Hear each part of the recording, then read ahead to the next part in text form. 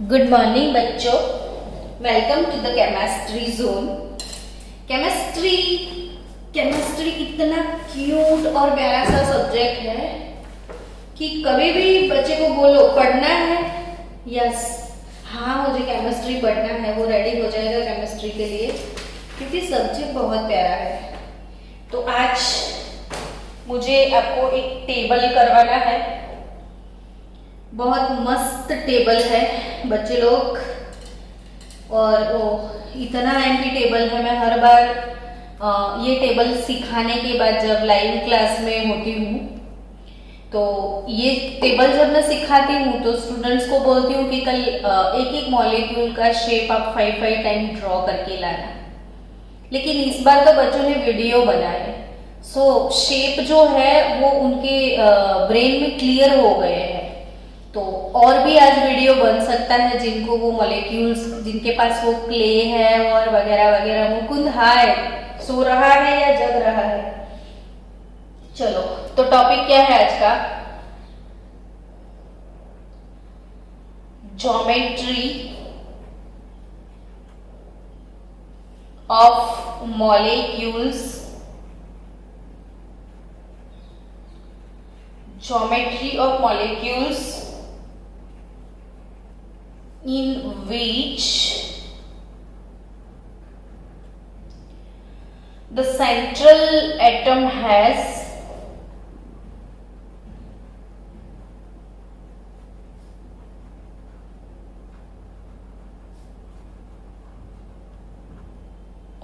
no lone pair of electron, no lone pair of electron, यानी कि valence orbit में जितने भी इलेक्ट्रॉन पैर है वो सब के सब इलेक्ट्रॉन पैर अगर बॉन्डिंग है, no lone pair of electron, lone pair नहीं है, जितने भी है सारे के सारे बॉन्डिंग है, तो ज्योमेट्री कैसा होगा ये टेबल आज हमको प्रिपेयर करना है, लर्न करना है, कुछ भी। So geometry of molecule in which the central atom has no lone pair of electron. तो यहां पे हम लिखेंगे number of electron pair, number of electron pair. फिर अरेंजमेंट,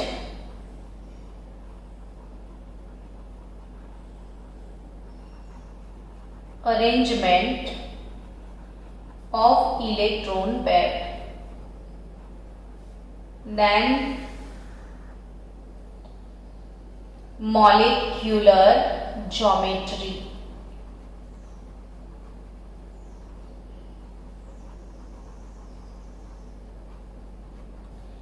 and last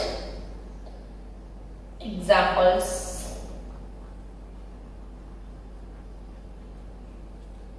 तो ये है हमारा table, number of electron pair, arrangement of electron pair, molecular geometry and examples. Suppose बच्चों एक चीज बीच कॉमन में, अगर आपको किसी ने बोल दिया कि CO3-2 तो NH4+, उसमें कौन सा हाइब्रिडाइजेशन है? अगर ऐसे क्वेश्चंस है, बहुत सारे क्वेश्चन इस चैप्टर से आने वाले हैं, ये काफी इंपॉर्टेंट चैप्टर है। तो अगर ऐसा क्वेश्चन आता है कि हाइब्रिडाइजेशन कार्बोनेट NH4+ में क्या है, स्ट्रक्चर, ज्योमेट्रिकल स्ट्रक्चर इन दोनों का क्या है, या ज्योमेट्रिकल शेप क्या है, ऐसे क्वेश्चन कैसे सॉल्व करने हैं वो आज सीखना है।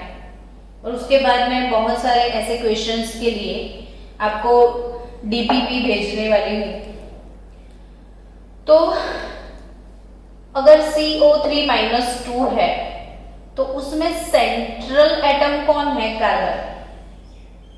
तो कार्बन के वैलेंस शेल उसमें इलेक्ट्रॉन पेयर कितने हैं वो कैलकुलेट करने का फॉर्मूला क्या है? तो इलेक्ट्रॉन पेयर हाफ। किसको ये फॉर्मूला याद है बताओ तो बच्चों? इलेक्ट्रॉन पेयर कैलकुलेट करने का फॉर्मूला बताओ। Hello,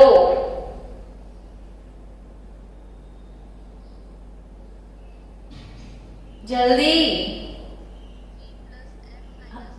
yes, half V plus M minus C plus A।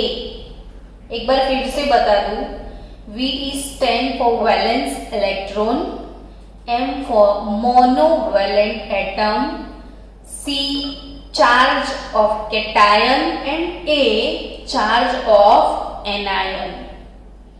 Now central atom, if we have carbon then 4 valence electron is here. No monovalent atom, monovalent में आपको हाइड्रोजन और fluorine, chlorine, bromine, iodine को consider करना है। तो there is no any monovalent atom. कोई charge है तो यस इट इज -2।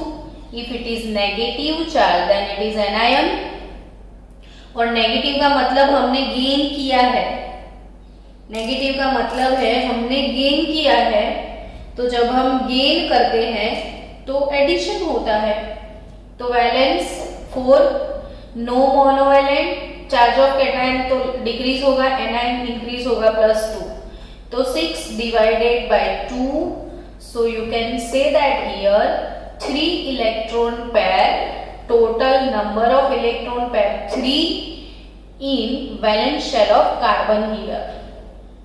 अब 3 इलेक्ट्रॉन पेयर है तो 3 वाला हाइब्रिडाइजेशन है sp2। अब 3 वाला हाइब्रिडाइजेशन sp2 है तो शेप कौन सा बनेगा? तो sp2 पे शेप होता है triangular, planar, triangular planar shape होता है। अगर कोई पूछे बॉन्ड एंगल तो 120 डिग्री है ना।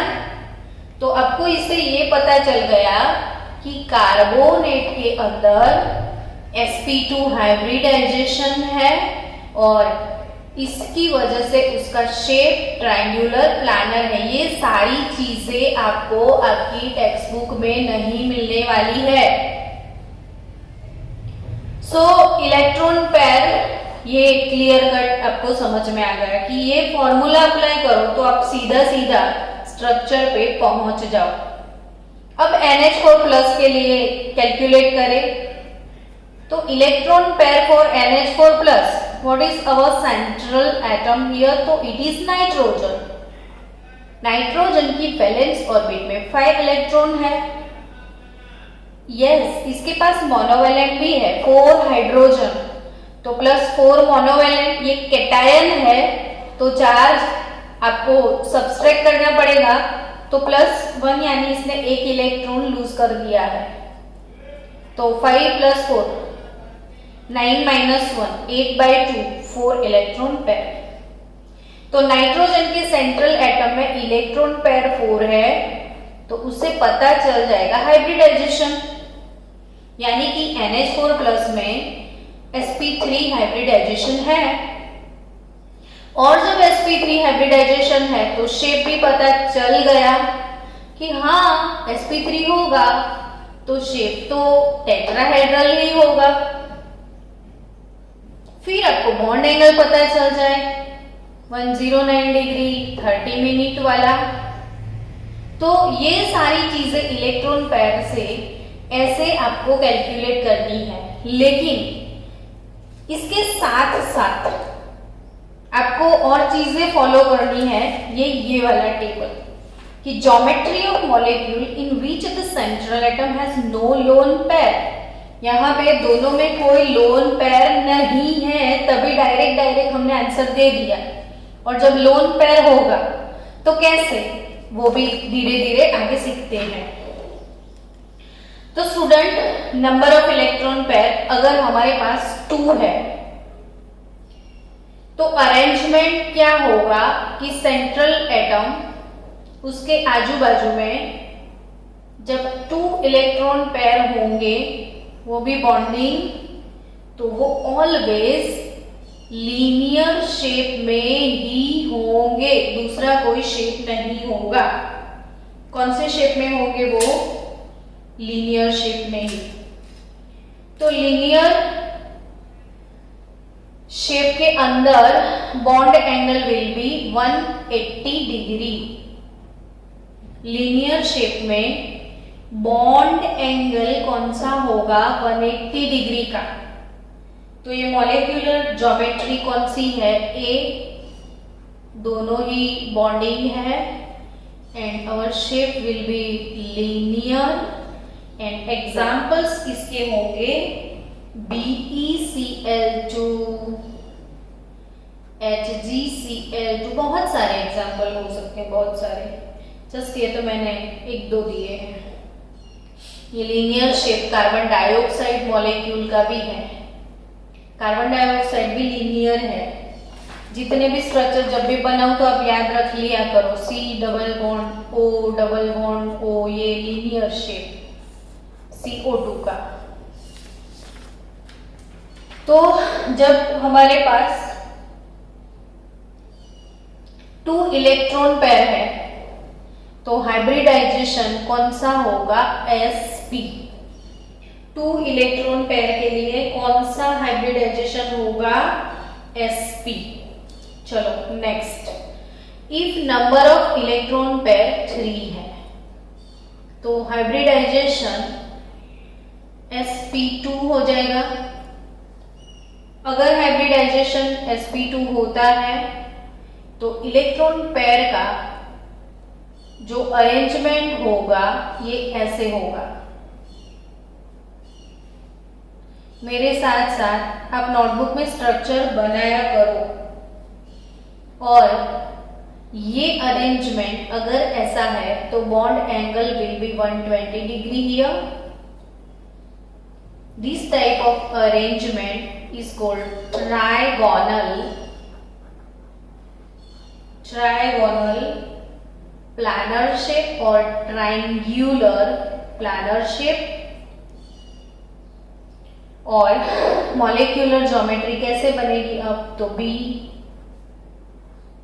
बॉन्डिंग, तीनों 3 बॉन्डिंग है तो तीनों को ज्वाइन कर लो। तो ये वाला शेप कौन सा है? ट्रायंगुलर प्लानर और ट्रायंगुलर प्लानर शेप।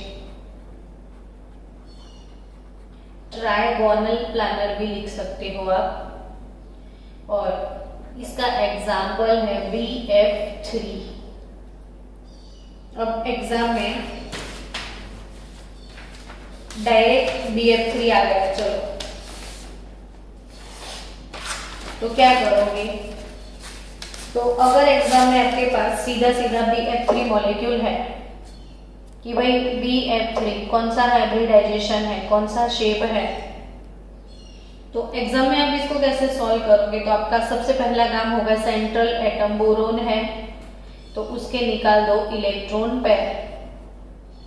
कैसे निकालोगे? तो वी हैव फॉर्मूला, यहाँ पे वैलेंस प्लस m ही लिखना है, Ca तो वो है नहीं, चार्ज नहीं दिखे तो Ca की जरूरत ही नहीं है। तो कितना शॉर्टकट फॉर्मूला है, हाफ V प्लस m। अब बोरोन का ग्रुप पता चलेगा तो बाकी सब पता चलेगा। यानी अब भी पीरियोडिक टेबल नहीं लर्न किया है तो फिर तो प्रॉब्लम हो जाएगा। तो बोरोन 13 ग्रुप का मेंबर है, बोरोन ग्रुप का ही मेंबर है और 13 वाला ग्रुप बाल गए इंडियन तेल से वापिस नहीं आएंगे। तो ये बोरोन जो 13 ग्रुप का मेंबर है, इसकी लास्ट ऑर्बिट में 3 इलेक्ट्रॉन होंगे। ये 3 मोनोवैलेंट भी इसके पास है तो 6/2 यानी कि हो गए 3 और 3 पे हाइब्रिडाइजेशन बनेगा sp2 और sp2 हाइब्रिडाइजेशन होगा तो शेप ट्रायंगुलर प्लानर हो जाएगा। तो जब तक ये टेबल है तब तक ये एग्जाम्पल रटने की जरूरत नहीं, एग्जाम्पल कोई भी हो हम टेबल से मैच करेंगे। Now if you have number of electron pair 4, अगर हमारे पास 4 इलेक्ट्रॉन पेयर है then our hybridization will be sp3। 4 electron pair bonding है तो हाइब्रिडाइजेशन होगा sp3। अब sp3 में अरेंजमेंट कैसा होगा तो सबको तो पता है ना, 4 यानी टेट्राहेड्रल।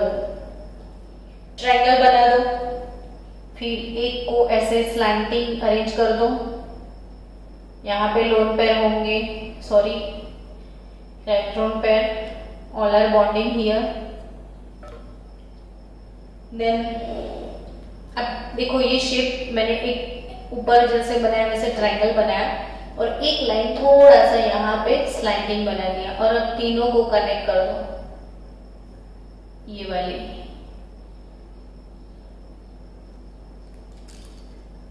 तीनों को कनेक्ट कर दिया तो ऐसे पिरामिड लाइक स्ट्रक्चर हो गया। और वही तीनों को ऊपर वाले 4th से कनेक्ट कर दो।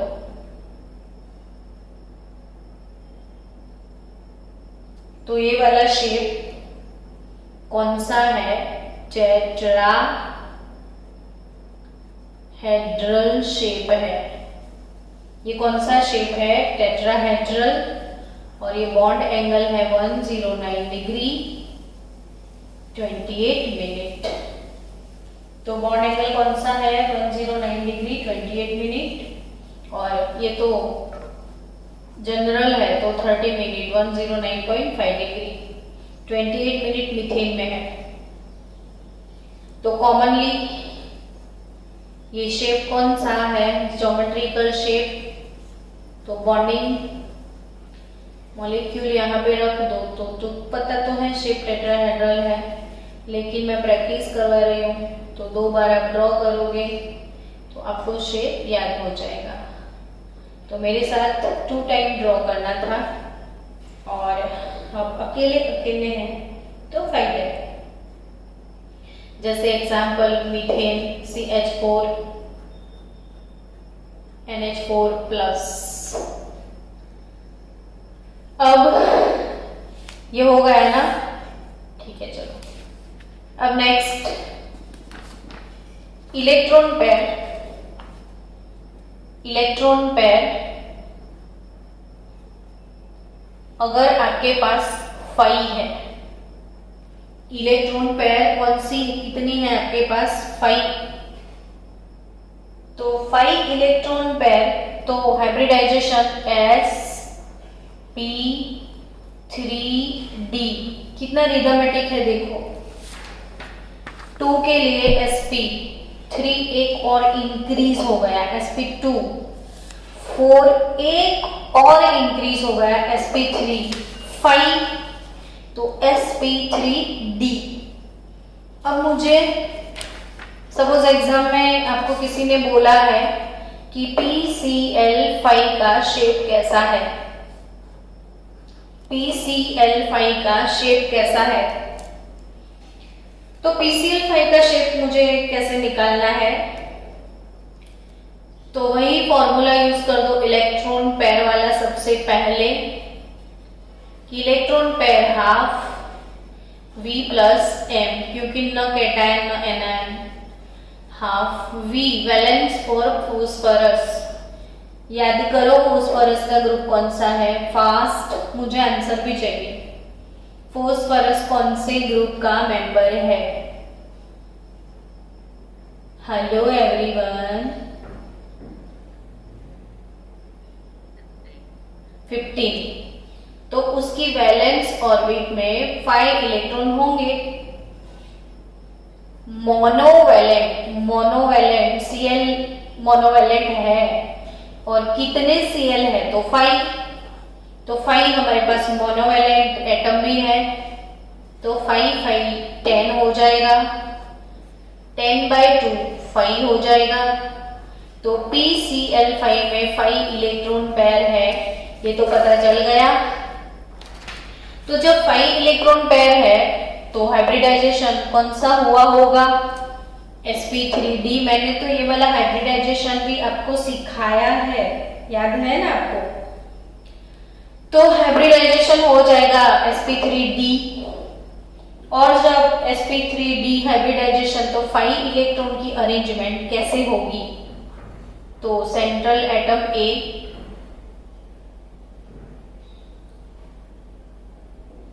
आपको एक ट्रायंगल बनाना है।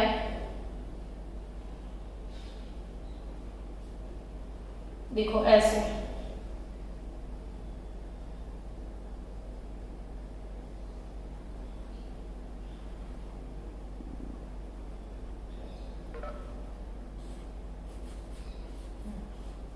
ये हो गया एक ट्रायंगल 1 2 3 पेयर। तो ये इक्विटोरियल बॉन्ड है, इक्विटोरियल बॉन्ड, और इनके बीच का एंगल होगा 120 डिग्री। ये वाले हाइब्रिडाइजेशन में सबसे ज्यादा अनसिमेट्री है, बाकी के सारे मॉलिक्यूल सिमेट्रिकल होते हैं, ये अनसिमेट्री है, इसमें सिमेट्री नहीं है क्योंकि दो एक्सियल बॉन्ड, ये एक्सियल बॉन्ड लंबे होते हैं थोड़े इक्विटोरियल बॉन्ड से, और ये वाले दो जो है, मतलब समझो कैसे, आई थिंक मैंने कभी सिखाया होगा आपको। ये ऐसे एक ट्रायंगल होता है, ट्रायंगल में एक बॉन्ड ऐसे ऊपर होगा, फिर इन तीनों को ऊपर आप कनेक्ट करोगे तो बेस ट्रायंगल, और तीनों को ऊपर कनेक्ट करोगे तो आपको एक पिरामिड मिलेगा। वैसे ही एक नीचे, और तीनों को नीचे कनेक्ट करो तो पिरामिड, तो एक पिरामिड ऊपर एक पिरामिड नीचे। अब ये तीनों को इससे कनेक्ट कर दिया सपोज आपने, तो बन गया एक पिरामिड, और ये तीनों को नीचे वाले के साथ कनेक्ट करोगे तो दूसरा पिरामिड। तो ये शेप हो गया ट्रायंगुलर बाय पिरामिडल, क्योंकि दो दो पिरामिड है और बेस ट्रायंगल है, तो ट्रायगोनल बाय पिरामिडल। और ये वाला जो बॉन्ड एंगल है वो 90 डिग्री का होगा, ये 90 डिग्री का होगा, और बीच वाले तीन 120 डिग्री के होंगे। तो यह है ट्रायगोनल बाय पिरामिडल, और एग्जाम्पल है PCl5, तो जिसमें 5 इलेक्ट्रॉन पेयर होते हैं, वो 5 इलेक्ट्रॉन पेयर का शेप होगा trigonal bipyramidal. If there is a 6 electron pair, then hybridization में एक D और इंक्रीज हो जाएगी, sp3d2, और मे भी d2sp3 भी हो सकता है। और जब sp3d2 या 6 होगा, 6 5 है तो स्कीम अप्लाई करना 3+2 वाला, दो बाहर निकाल दो, बेस में 3 रखो। 6 है तो स्कीम अप्लाई करो 4+2 वाला, यानी 4 का बेस और 2 अप एंड डाउन। चलो, अब 4 का बेस कैसा होगा? तो 4 स्क्वायर होगा,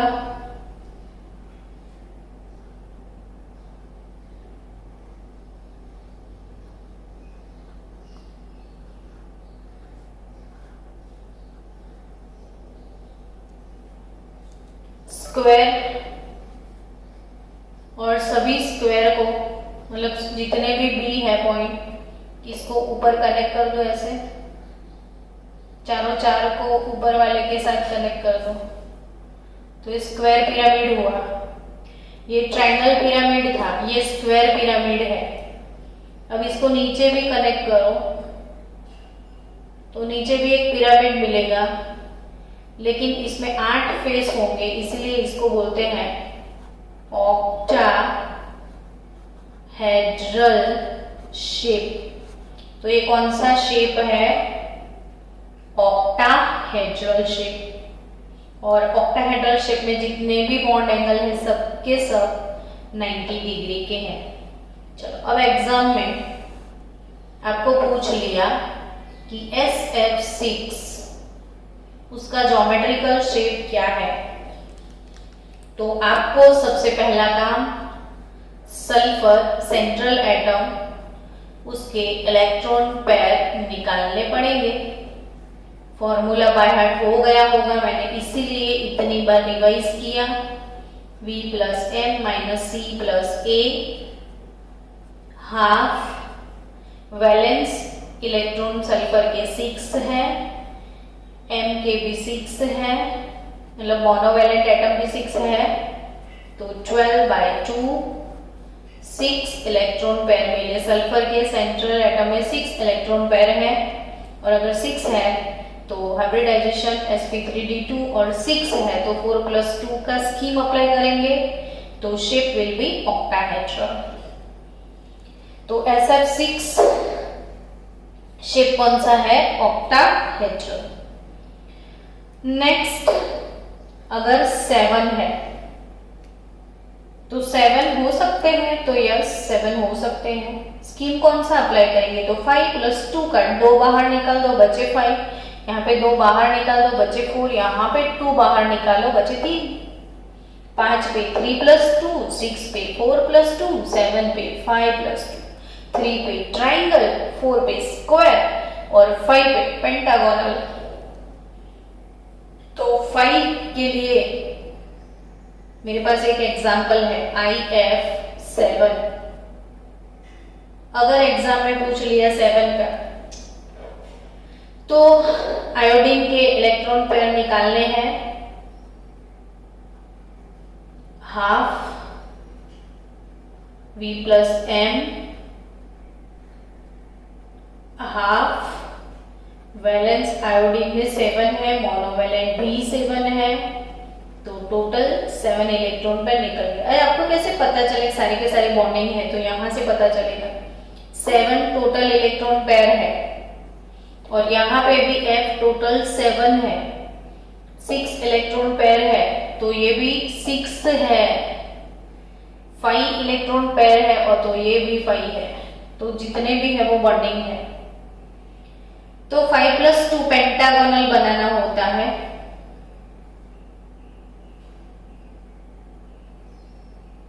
चलो ये बन गया पेंटागोनल, एक ऊपर और एक नीचे।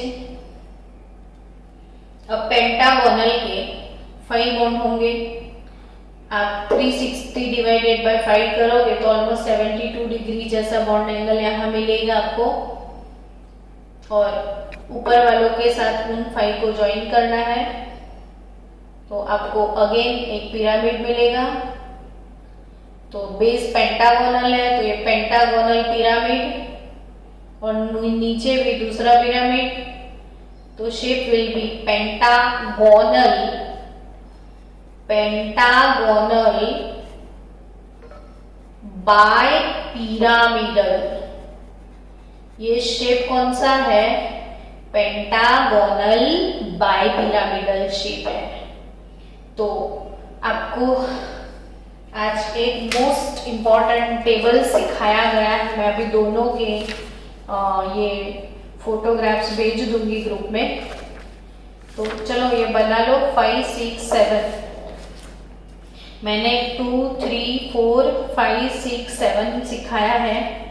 2 है तो लीनियर, 3 है तो ट्रायंगुलर प्लानर, 4 है तो टेट्राहेड्रल, 2 पे sp, 3 पे sp2, 4 पे sp3, 5 पे sp3d, 6 पे d2 sp3 और 7 पे हाइब्रिडाइजेशन होगा sp3d3 और d3 sp3। जैसे जैसे आपको नंबर ऑफ ऑर्बिटल चाहिए वैसे वैसे आप ऐड करते जाओ, तो ये सारे हाइब्रिडाइजेशन और उसका शेप हो गया। अब मुझे कुछ और सिखाना है। एक मिनट में टाइम देख लेती हूँ, मीटिंग को एंड करके रीजॉइन कर लेते हैं अपन।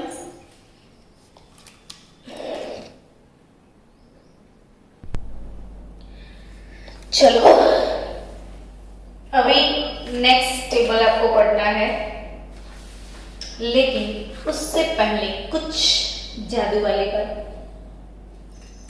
कि अगर आपको ऐसे पूछ लिया एग्जाम में कि भाई what is the shape of PCl3,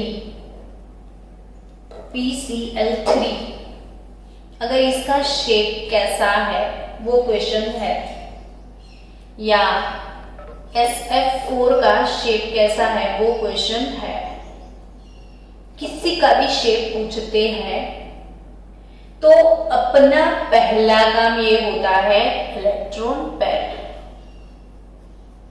और फॉर्मूला तो अब पक्के से बाय हार्ट हो गया होगा, V plus M minus C plus A। Done. तो V plus M minus C plus A half V, V is stand for valence, phosphorus के वैलेंस 5, मोनोवैलेंट 3, हम कैटायन एनायन कुछ भी नहीं है, 8/2 ये है 4, तो इलेक्ट्रॉन पेयर मिले 4। अब बच्चों कॉन्ट्राडिक्शन क्लियर हुआ कि भाई यहां पे तो 3 दिख रहे हैं, ये सेंट्रल एटम को A बताओ, उसके साथ नियर बाय एटम 3 है, तो ये भी 3 टाइप का मॉलिक्यूल दिख रहा है ना, तो मैडम ये 4 कैसे है? तो यही चीज आपको सीखनी है बच्चों कि सेंट्रल एटम फॉस्फोरस A, उसके सराउंडिंग्स में 3 क्लोरीन, तो ये AB3 हो गया, लेकिन बच्चों टोटल तो 4 दिखते हैं, तो एक कहां गया जो नहीं दिखता है यहाँ पे? फिर से ध्यान से देखो, यहां पे टोटल इलेक्ट्रॉन पेयर आए 4, यहां पे मुझे दिखे 3, तो इसका मतलब बॉन्डिंग मेरे पास 3 है, तो एक कहां गया? तो 4 में से 3 दिखते हैं, एक हिडन है, तो 3 बॉन्डिंग पेयर है, एक लोन पेयर है। समझे आप? 3 बॉन्डिंग पेयर है, एक लोन पेयर है, तो ये मॉलिक्यूल का टाइप हो जाएगा AB3E। तो आपको यहां पे समझना है B stand for bonding pair और E stand for non bonding pair, यानी कि लोन पेयर। तो जब ऐसा मॉलिक्यूल हो जिसमें बॉन्डिंग भी है, जिसमें लोन पेयर भी है, तो उसके शेप का प्रिडिक्शन कैसे किया जाए? आपने अभी क्या सीखा इसके पहले कि सारे के सारे बॉन्डिंग है तो शेप कैसा है, अभी कॉम्बिनेशन में है बॉन्डिंग के साथ लोन पेयर भी है, तो जब कॉम्बिनेशन में होता है विथ बॉन्डिंग लोन पेयर भी होता है, तो फिर वो कैसे कैसे कैसे प्रिडिक्ट करते हैं शेप को, वो समझना है। अब आपको ये बड़े ध्यान से फिर से बार बार, ये मैं ऐसे बहुत सारे एग्जांपल वैसे करवाने वाली हूँ। तो PCl3 AB3E टाइप का मॉलिक्यूल, AB3E टाइप का, B for bonding, E for lone pair.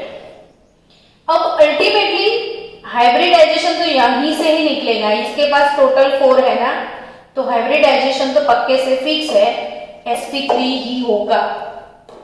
Hybridisation sp3 ही होगा, 4 पे sp3, 4 पे sp3 फिक्स। अब 4 पे हो गया sp3, तो शेप भी तो फिक्स है ना, तब आपको पता है sp3 है, तो जो शेप है वो बन जाएगा बच्चों टेट्राहेड्रल, यानी A जो है। अब एक प्रॉब्लम है कि अरेंजमेंट कैसे किया जाए, तो आप जैसे चाहो वैसे अरेंज कर सकते हो, लेकिन आपने जो भी चाहा मे बी वो स्टेबल ना हो। तो यहाँ पे जितनी भी पॉसिबल है सारी अरेंजमेंट लिखने के बाद जो अरेंजमेंट सबसे ज्यादा स्टेबल होती है उसको कंसीडर किया जाता है, क्योंकि मॉलिक्यूल हमेशा स्टेबिलिटी टुवर्ड्स मूव करता है। सबको ना स्टेबल होना है, कोई अनस्टेबल नहीं बनेगा। तो नेचुरली अकरिंग जो भी शेप है वो स्टेबिलिटी टुवर्ड्स मूव होते हैं, तो ऑब्वियसली वो अपने आप जो स्टेबल होगा वो स्ट्रक्चर बनाएगा। तो 3 बॉन्डिंग को हमेशा ऐसे नीचे रखने हैं और लोन पेयर यहां चला जाएगा। तो शेप में लोन पेयर कभी कंसीडर नहीं होता, तो ये इसको अवॉइड करना है आपको।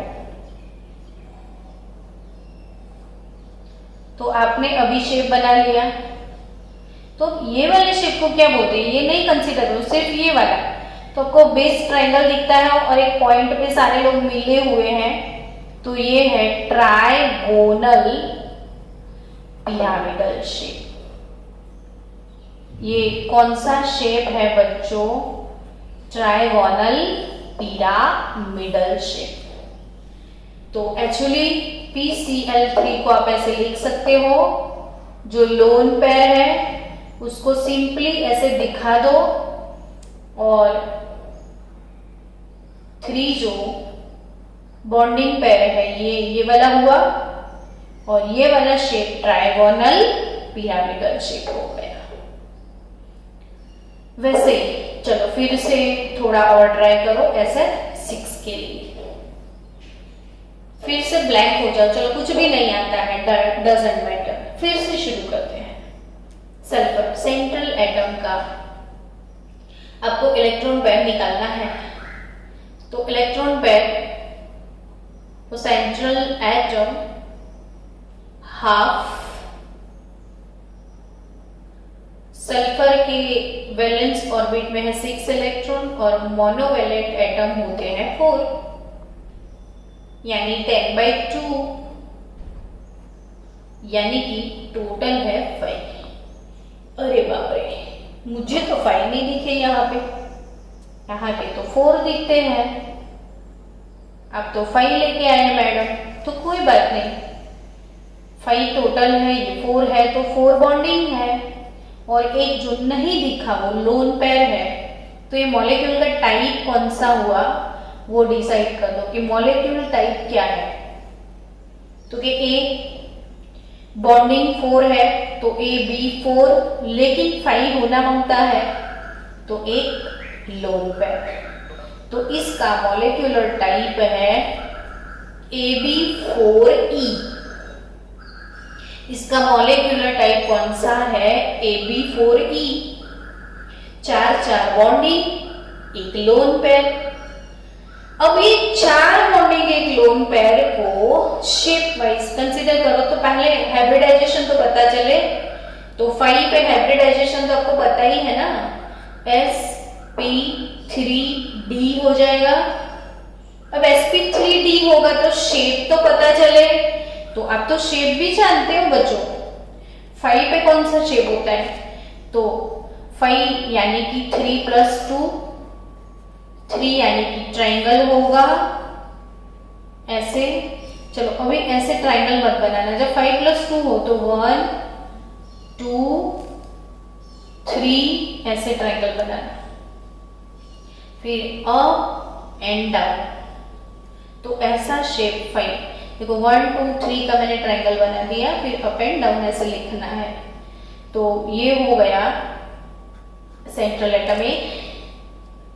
फिर आपके पास सिर्फ 4 बॉन्डिंग है, एक लोन पेयर है, तो वो एक लोन पेयर सबसे दूर यहां रख दो। एक लोन पेयर सबसे दूर रखना है आपको।